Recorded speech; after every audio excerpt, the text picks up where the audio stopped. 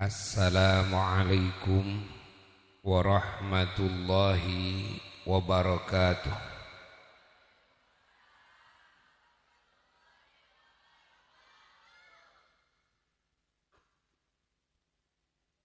Alhamdulillahi rabbil alamin.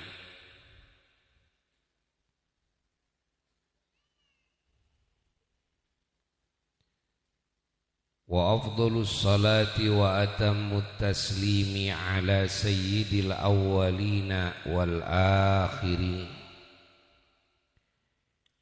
imamil anbiya'i wal mursalin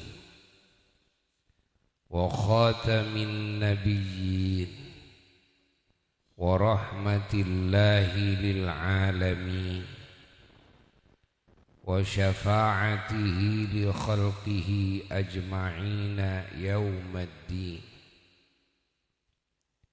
Sayyidina wa nabiyyina wa habibina wa syafi'ina wa maulana Muhammad wa ala alihi wa sahbihi wa tabi'in wa tabi'ihim bi ihsanin ila yaumiddin wa alaina ma'ahum wa fihim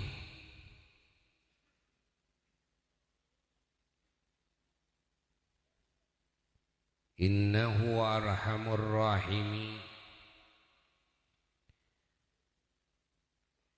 Amma ba'du fa ya ibadallah, usikum wa nafsi bitaqwallah, faqad fazal muttaqun.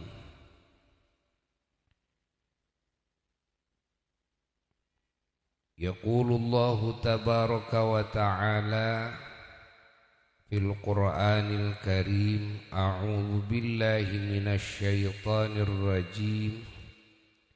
Bismillahirrahmanirrahim.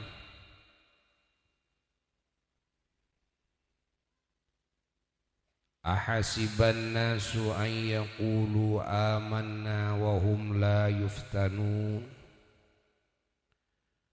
Wa qala ta'ala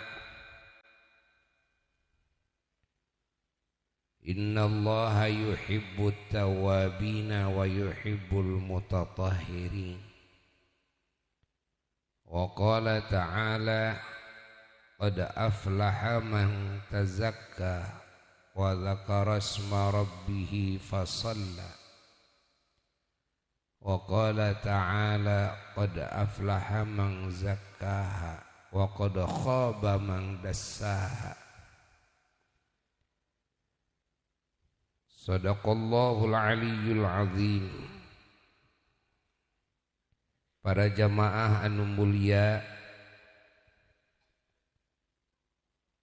masyarakat di wilayah Cikijing, Majalengka, anu kalintang dihormatina dicintaina,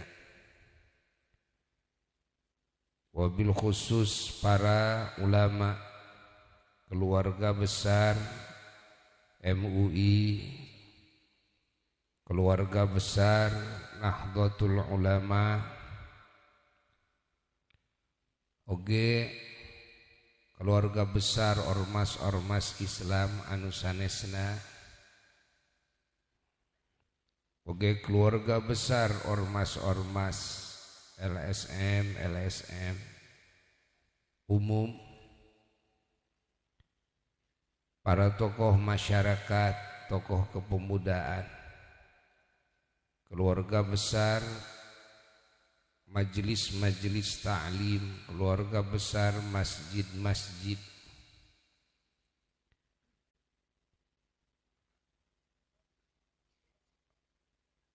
tehilap aparat pemerintahan di Kecamatan Cikijing, Sinareng, pemerintahan desa Bagjasari,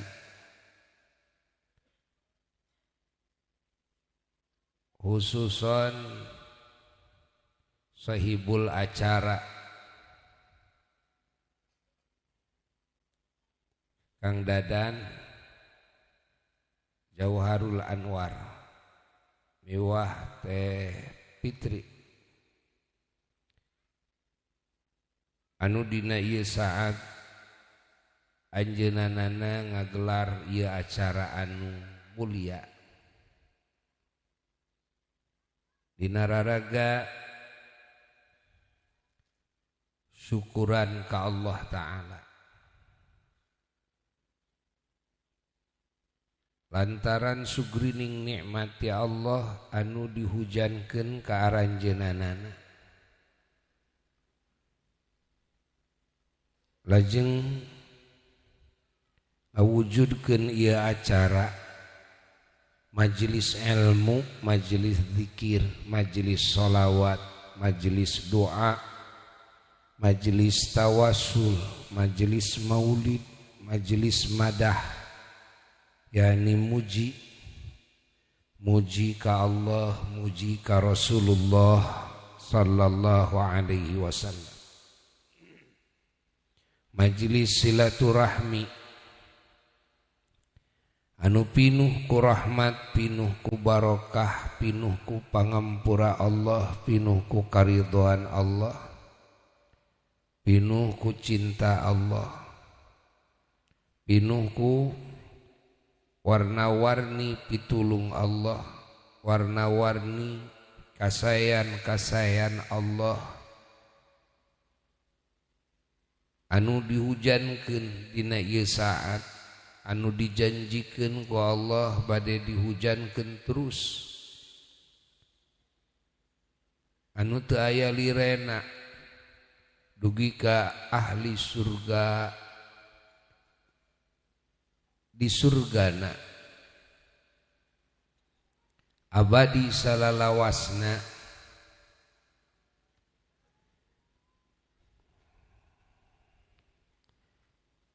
urang sadayana ngiring syukur ka Allah oge ngahaturkeun mangrebu-rebu nuhun ka Kang Dadan sakulawarga anu parantos ngawujudkeun ieu acara anu mulia sahingga urang sadayana tiasa ngagabungkeun niat-niat agung dina ati urang sadayana karena niat-niat muliana sahibul bait malah mungkin bae di antara urang aya anu tiasa ngawangun niat-niat anu mulia nu langkung seueur sehingga tiasa ngaraih ganjaran-ganjaran darajat-darajat anu agung warna-warni anugerah ti Allah anu pohara ku kapinteran kacerdasanana masing-masing dina ngawangun pirang-pirang niat nu agung walaupun amalna sami sareng nu sanesna.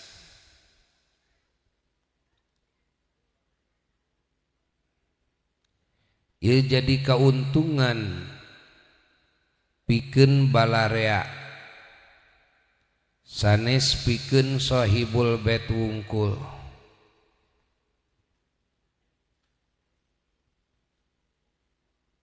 jadi kabagjaan, jadi kasalametan, jadi kamuliaan keur sadayana sanes kanggo sahibul acara wungkul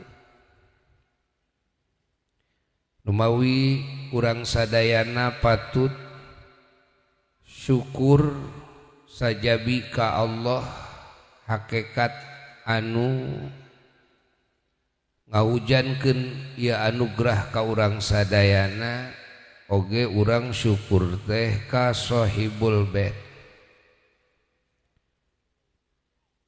anu ku Allah dijantenkeun wasilah kabagjaan urang sadayana dina ieu saat atur nuhun Kang Dadan Teh Fitri atas kasayanana ngawujudkeun ieu acara nu mulia hingga abdi sadaya nampi mang pirang-pirang anugerah ti Allah anu tohaga anu pohara. Jazakumullah khairan katsira. Muga Allah ngawales kasalira sadayana kalawan pangsae-saena walesan.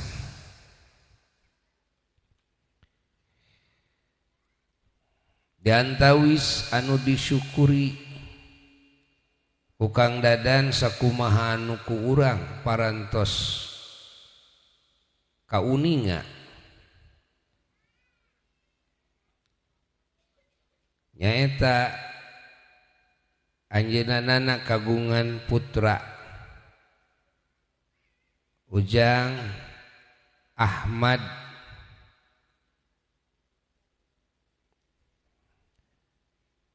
anu insyaallah ya Ujang Ahmad ikhdan bade di khitan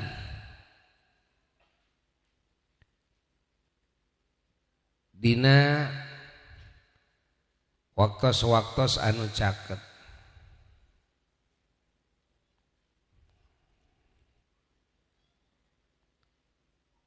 Anu mana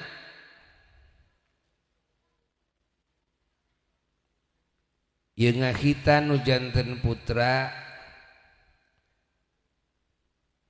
diyakini ku umat Islam ieu teh bagian tina taat ka Allah oge bagian tina sabab kasalametan kabagjaan kaum lalaki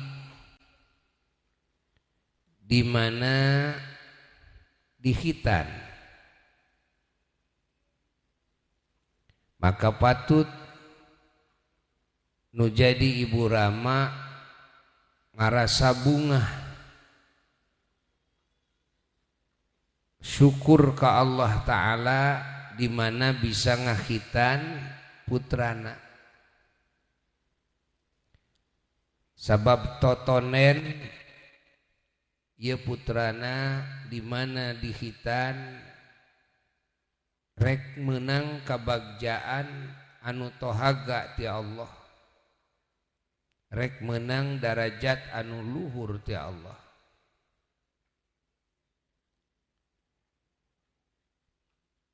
Naon diantawisna anugerah kabagjaan ti Allah Ta'ala pikeun kaum lalaki anu dikhitan. Diantawisna kahiji Allah Subhanahu wa Ta'ala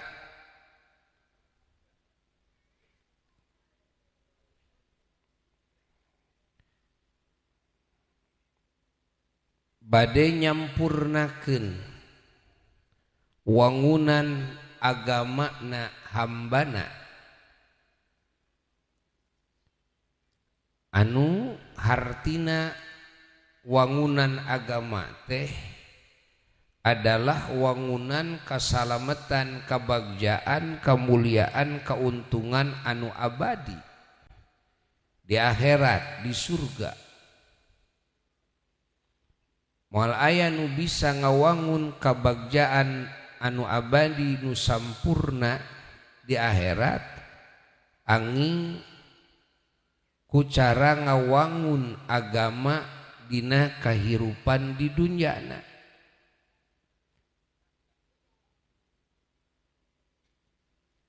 Di antara rukun-rukun agama Islam aya nu disebat salat anu 5 waktu anu ku Allah dijantenkeun tihangna agama, anu mana agama moal bisa ngadeg bangunanana tanpa tihang. di mana tihang teu diadegeun mesin geus dipondasi kokoh, bahan bangunan geus lengkap, suhunan geus siap, tapi tihangna can aya rek ngadeg bangunan moal. Di mana moal ngadeg bangunan rek bisa dipake moal, rek bisa dialap manfaat moal, rek bisa dicalikan moal, rek bisa ngabentengi tina warna-warni hal anu dipikasieun dipikahariwang moal bisa.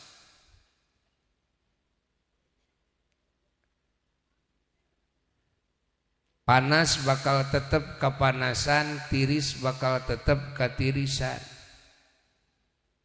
Moal aman tinu jahat, rek bangsa jalma rek bangsa sato hewan. Sabab teu cicing dina jero bangunan nu aman.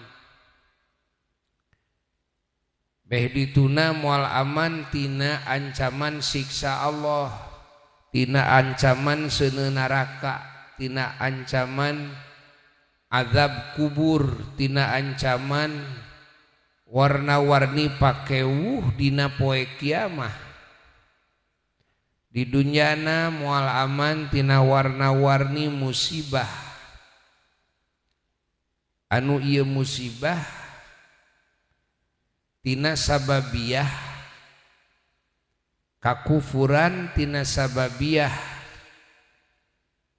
maksiat ka Allah Subhanahu wa taala. Nu disebut ku Allah dina Quran al-adzabul adna, siksa anu pang handap-handapna. Nyaeta warna-warni musibah, warna-warni karugian kahinaan di dunya lantaran dosa. Sakumaha dawan Allah, a'udzu billahi minasyaitonir rajim.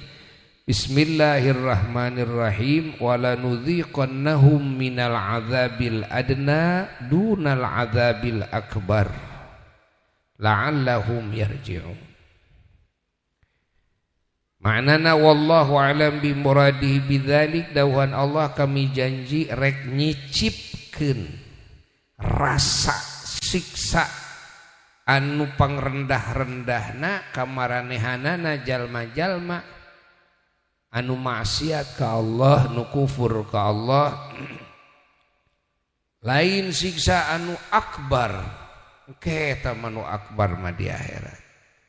La'allahum yarji'un, supaya maranehanana balik deui ka Allah, supaya maranehanana balik deui kana kayakinan nu bener, kana tauhid, balik deui maranehanana kana kataatan.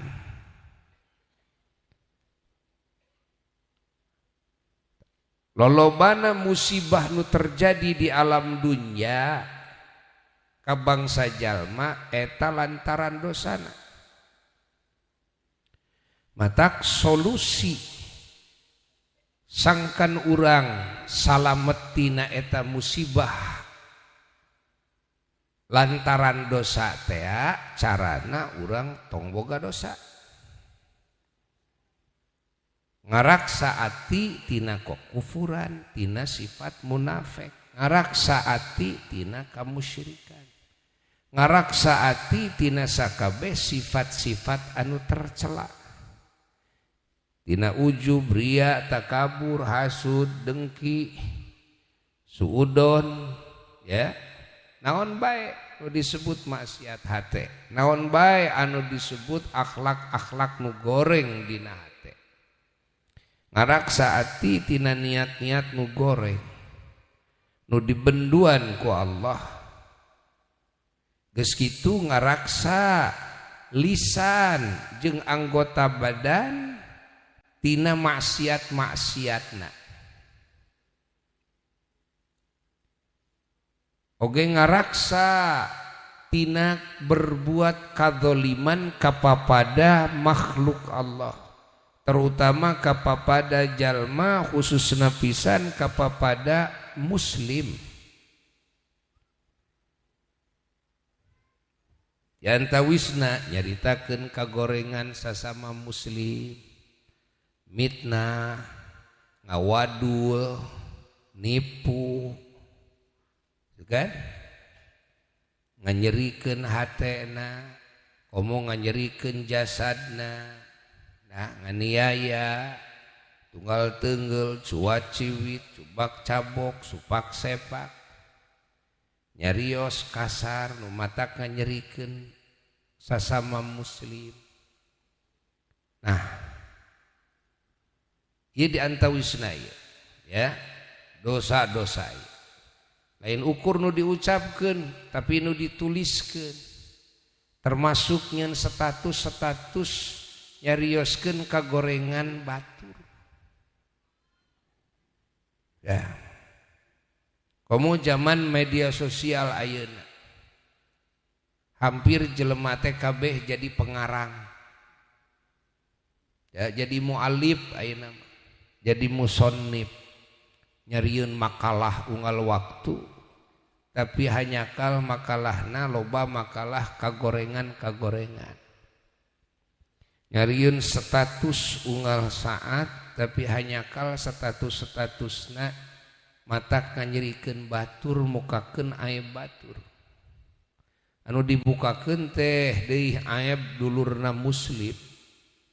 Nu ieu teh dosa gede lain dosa leutik. Matak ngahancurkeun meakeun ganjaran. Nyaho-nyaho ganjaran teh geus leungit tina gudang kahadeanana pindah kana gudang kahadean dulurna muslim nu dizalimi ku manehanana. Allah nu leuwih riweuh deui, leuwih bahaya deui di mana beak kahadeanana, maka gudang kagorenganana namahan ngalobaan nyaeta tina transferan kagorengan jalma-jalma muslim anu dizalimi ku manehanana. Ya karugian anu kacida gede.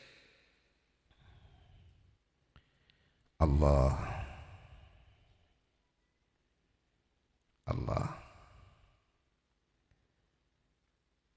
termasuk jalir janji, termasuk teu ngalakonanana salaki, teu menuhina salaki kana kawajibanana kanu jadi bojona, teu memenuhina bojo kana kawajibanana kanu jadi carogena, teu memenuhina inung bapa kana kawajibanana kanu jadi anakna, teu memenuhina anak kana kawajibanana kanu jadi indung bapana, teu memenuhina pamarentah kana kawajibanana kanu jadi rakyatna, teu memenuhina rakyat kana kawajibanana kanu jadi pamarentahna, teu memenuhina tatangga kana kawajibanana ka tatanggana deui, teu memenuhina muslim kana kawajibanana kapapada dulurna muslim, malah teu memenuhina sebagai muslim kana kawajibanana kapapada jalma najan non muslim, malah kapapada makhluk Allah najan sato hewan. Boga manuk dikurung tapi teu diparaban, teu dibere nginum. Nah, najan manuk lain jelema lain muslim, maka ieu si muslim nu boga manuk manehanana ngalakonan dosa, zalim ka makhluk Allah. Dan kira-kira teu mampu memenuhi kawajibanana kanu boga hak, termasuk di mana ngurung sato hewan, hak sato hewan eta kudu diparaban. kudu dijaga tina hal-hal anu matak nyilakakeun nu matak ngageringkeun. Lamun teu mampu aburkeun.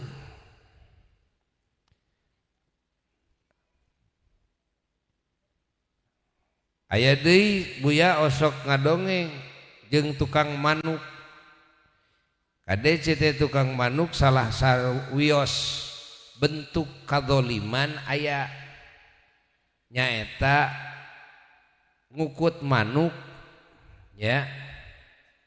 Tuluy nying hareupeun kalayana tegasna mun manukna jalu didinya dituna kurung hiji deui manukna bikang tapi teu dikawinkeun. Da maneh ge teh sarua ningali awewe mah hayang kawin. Awewe ningali lalaki hayang kawin sarua. Ari manuk sina ajol-ajolan gagarapakan.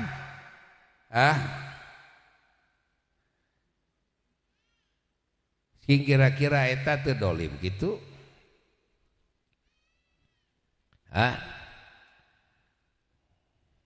Buya boga manuk, ari pesan manuk teh selalu kudu dicek bisi eueuh layana, mun jalu bisi eueuh bikangna, mun bikang bisi eueuh jaluna. Aya nu tumaros naon kudu pasangan wae.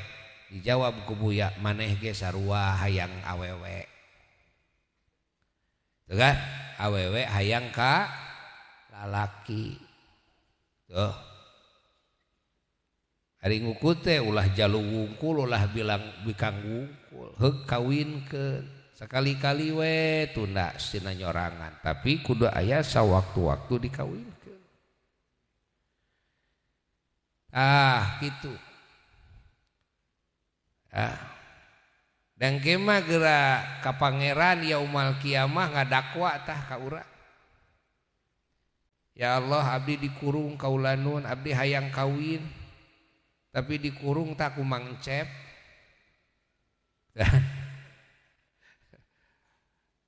Gitu ya.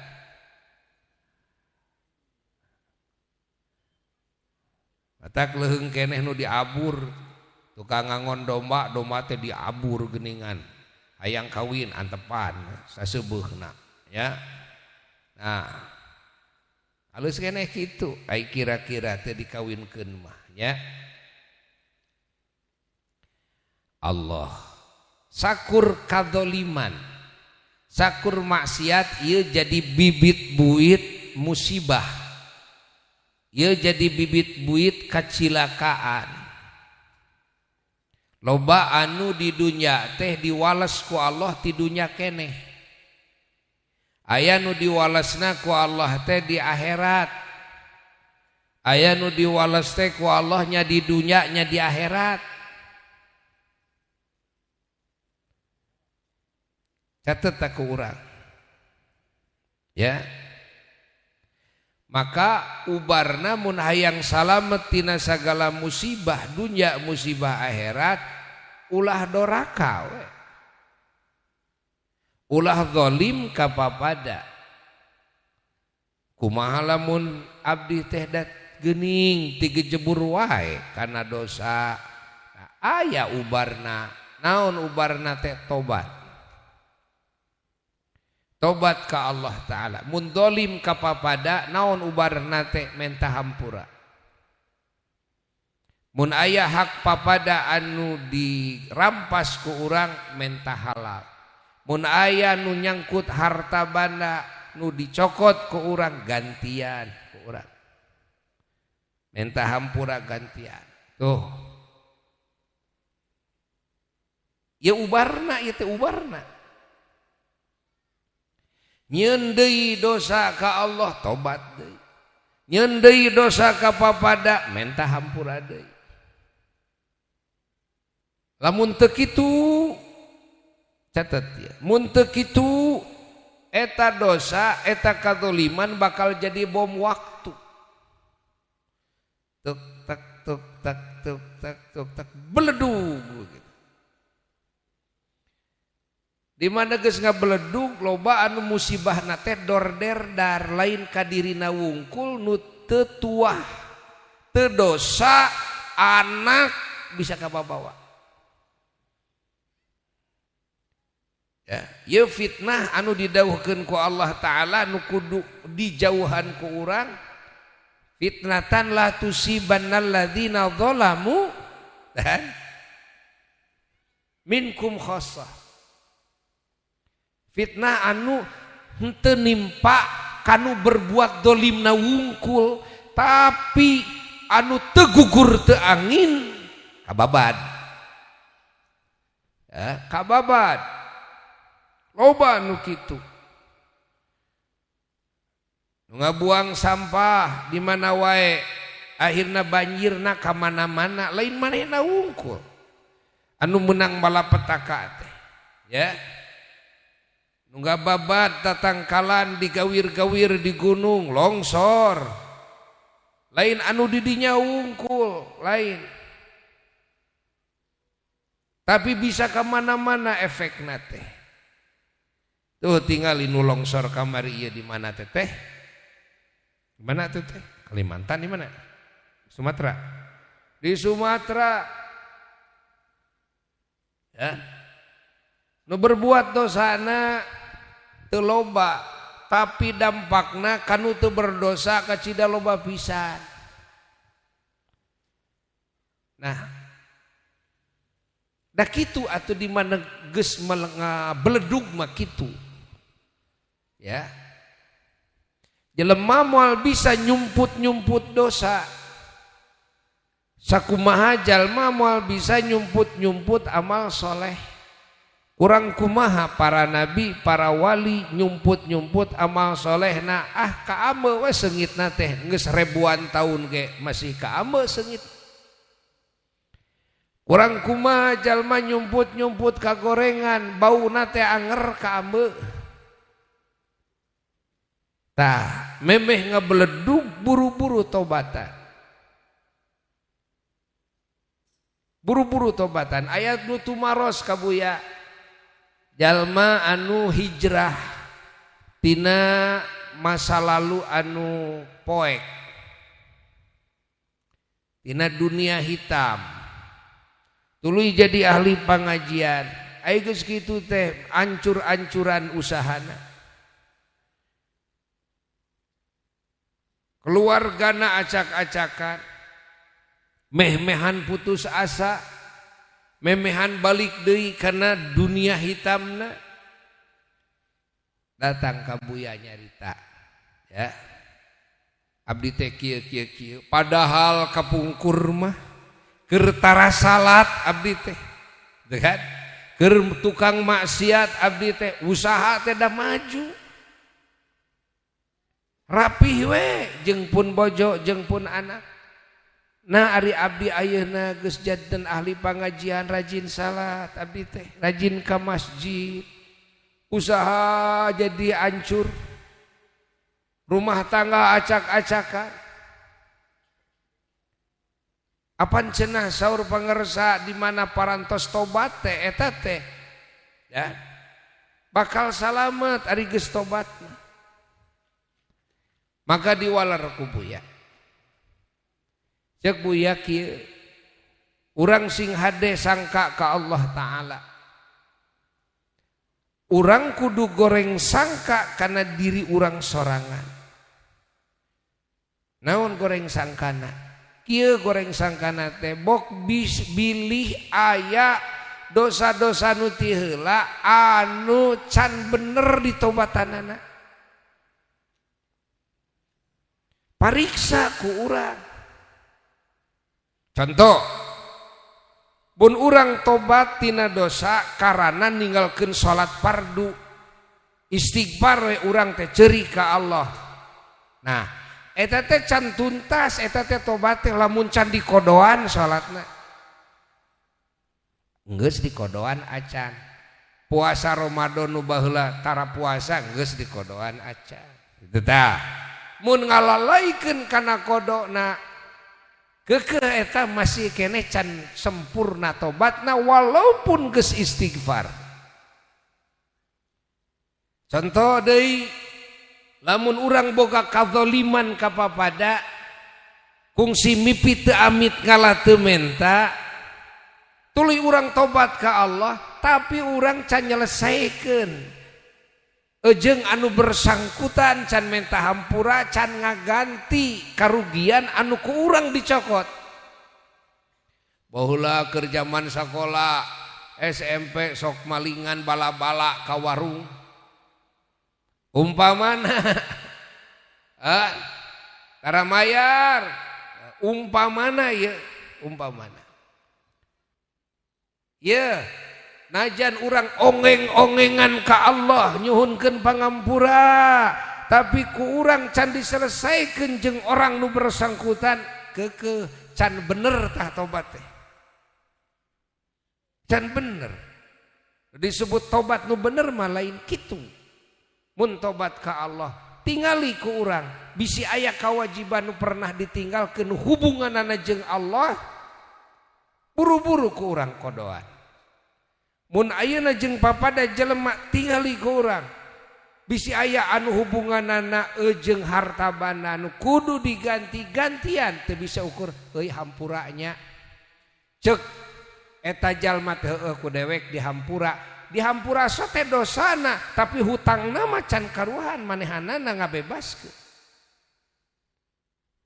Ibu kupingkeun geura mun aya jelema boga hutang ka ibu 100 juta heuk teu mayar-mayar dosa teu eta jelema geus kitu datang ka ibu cerik-cerik abdi nyuhunkeun hampura abdi teh rumasa nya ngalalaikeun mayar hutang dihampura dek dihampura mah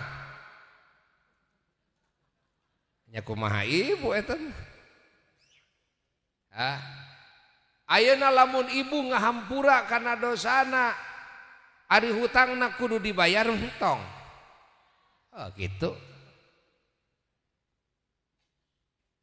nya kitu tanu disebut tobat teh ya kudu anggeus tuntas kabehanana.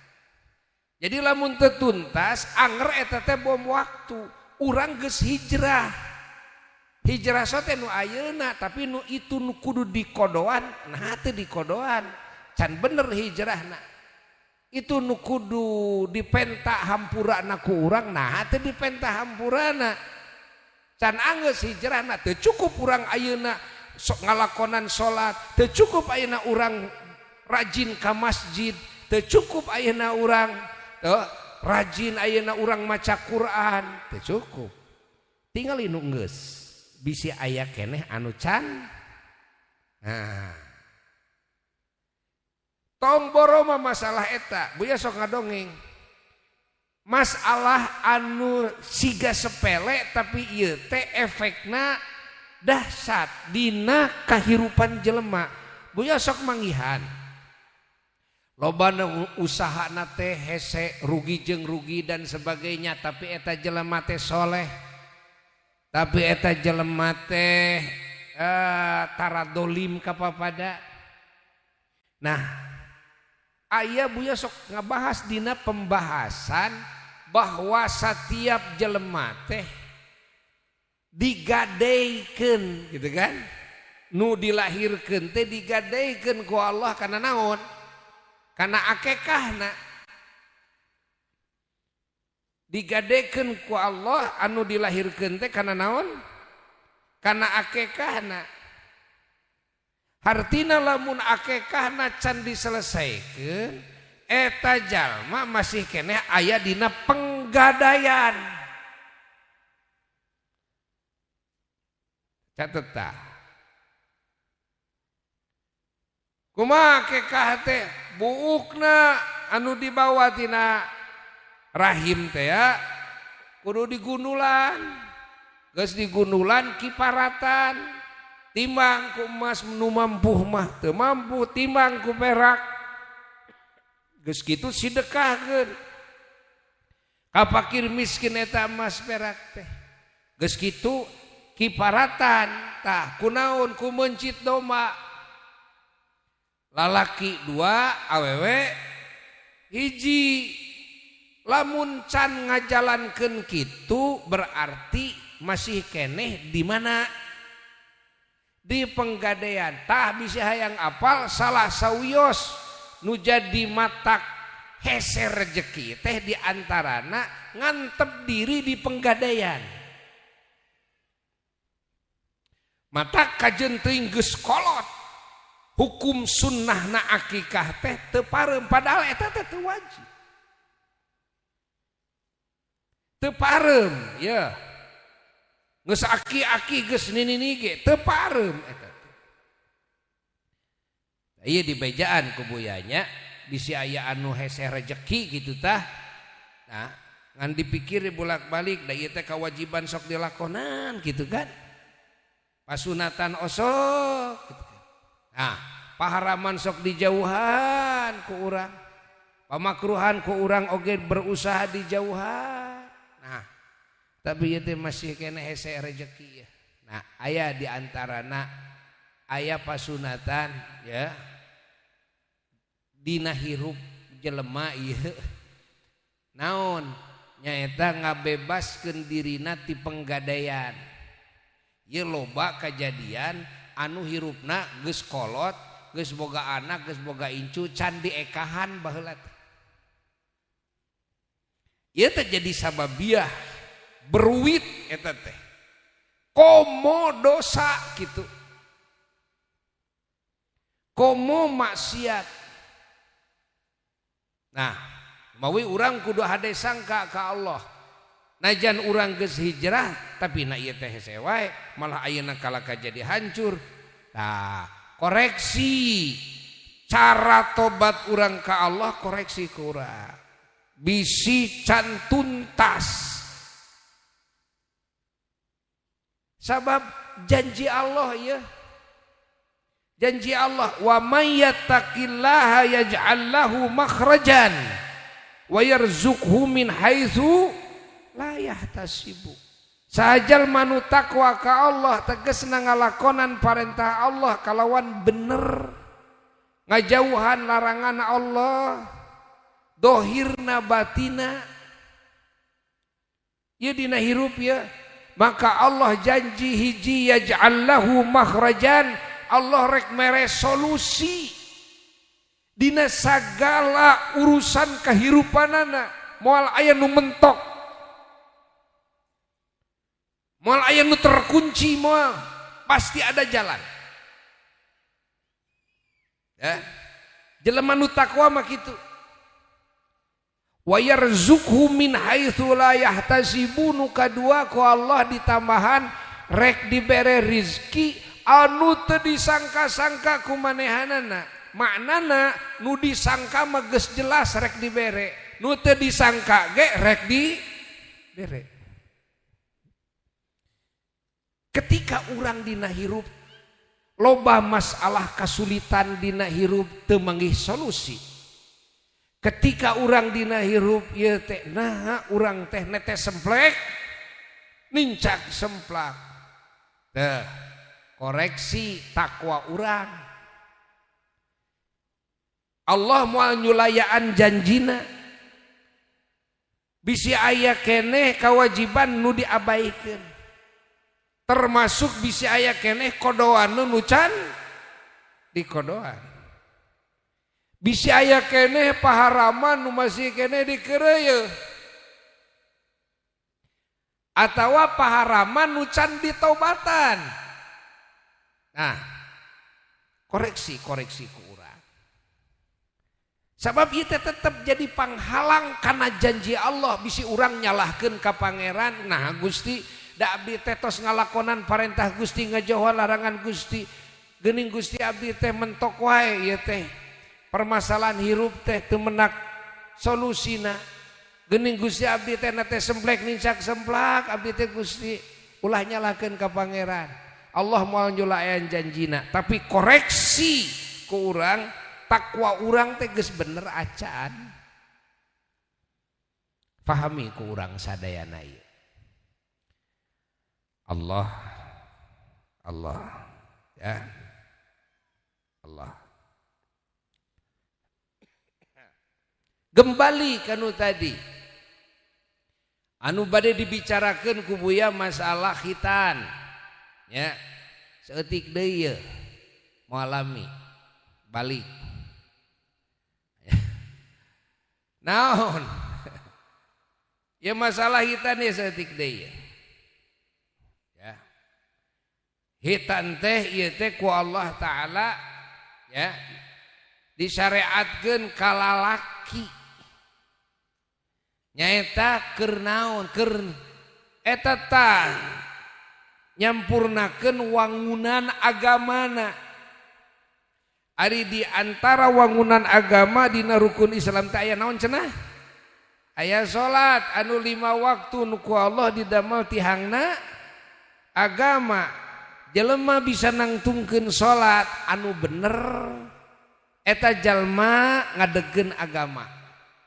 Engke hirupna terjaga, dijaga ku agama, cicing dina jero benteng agama. Moal kakeunaan ku azab, moal kakeunaan ku fitnah, moal kakeunaan ku warna-warni pakewuh ya dina poe kiamah hatta musibah anu ieu musibah teh disababan ku dosa moal keuna di dunya oge sabab cicing dina jero benteng fi hirzillah wa fi hisnillah. Naon tah benteng teh agamana, bangunan agamana. Di antara bangunan agamana anu utama sabada iman nu jadi pondasi adalah tihang nyaeta salat. Nah, di antara syarat sahna salat teh nyaeta bersih tina najis. Ari lalaki mau nyaritakeun awewe jorang nyaritakeun awewe mah. Ari lalaki ya lamun teu dihitan maka kahampanganana bakal tetep nyangkrung dina naon? Dina kulup. Hese ngabersihanana. Di mana nyangkrung dina kulup? Hukum ieu cai kahampangan nu dina jero kulup henteu disebut di jero tapi disebut luar. Siga najis lamun aya dina baham gitu kan. Najan dibalemkeun oge asupna luar we. Alias wajib dibersihkeun. Jadi lamun masih nyangkrung ieu cai kahampangan dina kulup berarti salatna jadi muam. Jawab. Wah, naon sabab? Aya najis. Aya najis. Lamun salatna teu jadi, rek jadi tihang agamana moal. Ngaranna nu kitu teh sosolatan.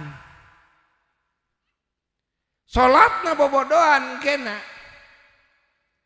Matak Buya ka dulur-dulur umat Islam ari nyunatan budak teh usahakeun kudu samemeh umur tamyiz. Nah make kudu samemeh umur tamyiz kira-kira sabaraha tahun ari umur tamyiz ya 4 tahunan. Samemeh 4 tahun. Nah make kudu samemeh umur tamyiz sabab kieu di mana jelema geus asup kana umur tamyiz maka di mana manehna ngalakonan ibadah ya. Apapun ingat anu ieu ibadah teh disyaratan nyaeta ku tamyiz mimitina maka ibadahna ditarima ku Allah malah jadi ganjaran kanu jadi inung bapa deui. Najan manehanana mun teu ngalakonan wajib kanu baleg mun ngalakonan perkara nu diharamkeun kanu baleg manehanana mah da can baleg ieu can kena dosa tapi mun manehanana anu geus tamyiz ieu ngalakonan ibadah maka ibadahna ditampi ku Allah. Sakabeh rahasia ibadah, hikmah ibadah, faidah ibadah di dunia jeung di akhiratna dibikeun ka eta budak. Dibikeun kanu jadi inung bapana. dibikin kanu jadi guruna. Allah bari eta keur eta budak moal dikurangan. Nah terus budak ieu salat. Nah tapi salatna eta kulupna can dipotong. Dek bener salatna? Moal bener salatna. Sosolatan we rek jadi ganjaran keur manehanana. Moal. Rek jadi ganjaran keur inung bapana keur guruna. Moal. Da salatna naon? Sosolatan. Supaya ieu jadi ganjaran keur manehanana keur inung bapana keur guruna nya. Nah, buru-buru potong tah di mana geus mendekati kana masa naon cenah bieu teh? Tamis. Jadi di mana nyunatan anak teh ulah ngaliwatan masa tamis. Kayak di mana anak diwarah salat bener we engke teh salatna teh diganjar bener gitu kan? Catat ieu ku urang. Catat ieu kudu jadi catatan ya umat Islam. Sabab loba ayeuna umat Islam anu ngabaikeun kana urusan eta teu faham kana urusan eta murukan eueuh kaitanana jeung ngawangun ieu agamana.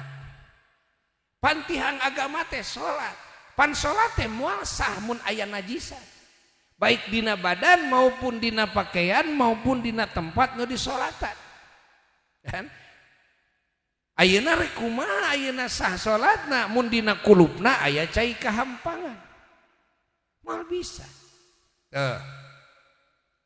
Nu matak ieu hitan tohaga efekna. Ieu hitan teh tohaga faidahna. Sabab rek ngawangun tuh bangunan agamana. Hiji tah, nu kahiji nya. Nu kadua ieu hitan teh faidahna teh rek nyalametkeun ieu budak tina godaan setan.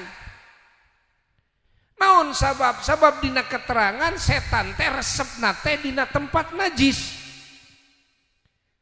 Ari kulup didinya nyangkrung cai kahampangan, anu cai kahampangan teh hukumna naon? Najis. Tak ieu bakal dipikar resep ku setan.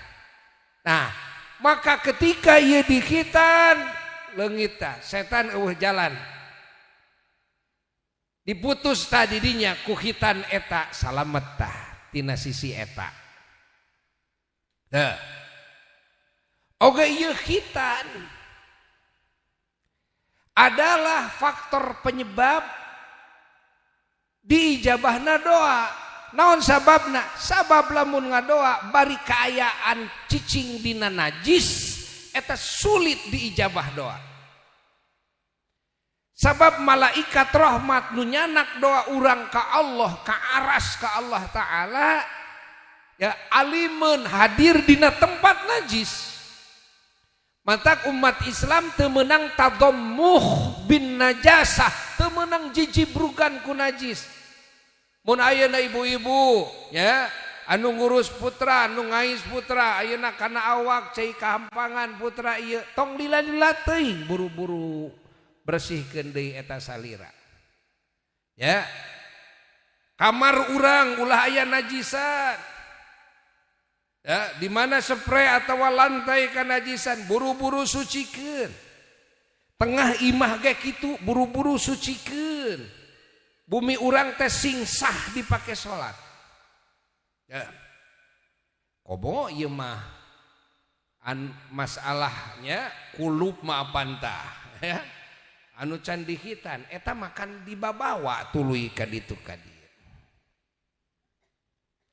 Lajeng berikutna faidah tina dihitan aya faidah naon? Membangun kesehatan dari usia dini. Naon nu jadi sabab? Karena ieu cai kahampangan lamun nyangkrung ieu teh jadi bibit buit penyakit. Di negara nu sejen ya, loba jalma-jalma Kristen bahkan nu teu beragama nu dihitan atas aturan pemerintah karena dapat temuan seueurna istri anu kena kanker rahim. Barang talungtik punya talungtik ieu teh tina hubungan suami istri anu suamina teu disarunatan. Ya. Ieu penemuan ieu solusina kumaha? Solusina nya kudu di keureut. Tah hamba-hamba Allah mah ti budak keneh ge ku Allah geus diparentahkeun kudu disunat. Supaya aman.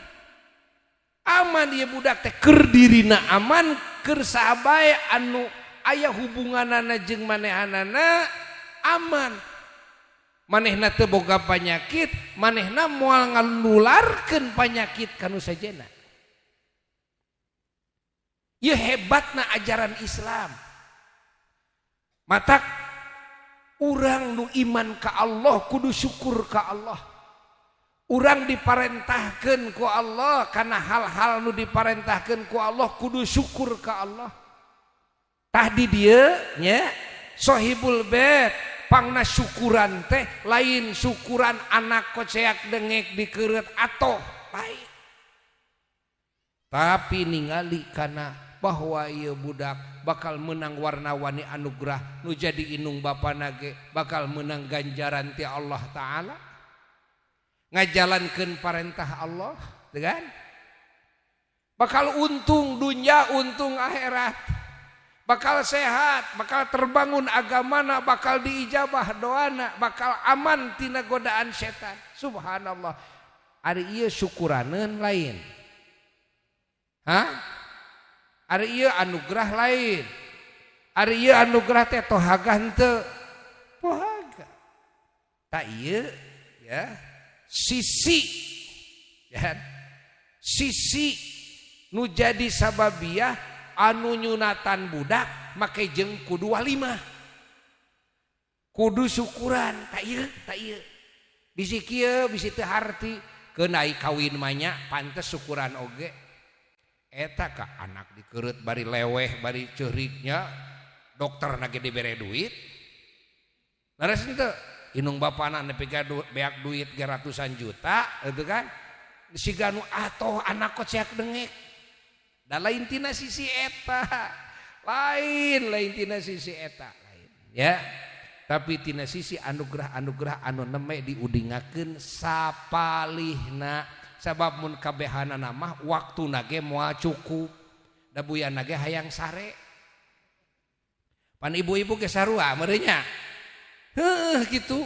geus sakitu ayeuna mah ti buyam ya ayeuna mah moal lila teuing ya da buyana ge teh seueur urusan insyaallah dinten Rebo ayeuna bade mios ka Baitullah daroakeun ku sararea bade ngadeheus ka Rasulullah sallallahu alaihi wasallam ayeuna mah nyangeun silaturahmi we ka sadayana nya sing paranjang umur bari sehat bari salamet pinuh ku hidayah sareng taufik ti Allah pinuh ku rahmat jeung rizki pinuh ku berkah jeung anugerah oge muga-muga dijauhkeun tina sagala balai jeung musibah dijauhkeun tina sagala panyakit jeung wabah dijauhkeun tina kajahatan makhluk nu jahat terutama tina godaan setan tina kaawonan hawa nafsu tina tipuan dunya tina awon-awonna takdir oge muga sadayana sing disampurnakeun iman Islam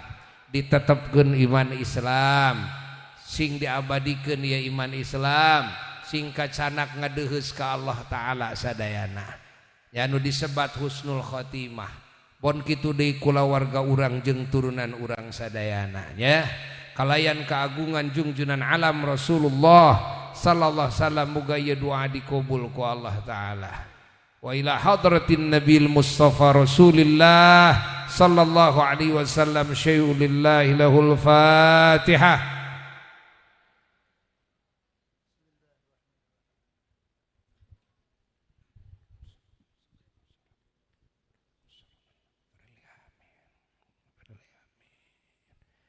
Sakitu nu kabeh hatur. Wassalamualaikum warahmatullahi wabarakatuh.